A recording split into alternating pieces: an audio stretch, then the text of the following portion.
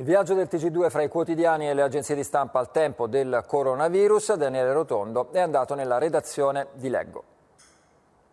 A Milano in stazione c'è lo strillone. A Roma, in metropolitana, è tutto un fai da te, sì, perché Leggo, il giornale quasi tascabile dei pendolari, nasce 20 anni fa proprio con questo intento. Come spiega il direttore Desario, ex firma del Messaggero, voluto 2 anni fa dall'editore Caltagirone, al timone di questo quotidiano giovane e dal target un po' rosa, anche in epoca di Covid-19. Manca quel confronto quotidiano, perché il giornale è proprio un prodotto del collettivo, e invece con queste riunioni, per carità costanti, da remoto, comunque sia un po' manca l'area di redazione. Leggo ha pure una community di lettori online, oggi è fra i primi 10 siti di informazione italiani, con una variante. Sono qui con voi per fare il punto sull'emergenza coronavirus. Poi alle 18:30 questo appuntamento quotidiano per rispondere a che cosa?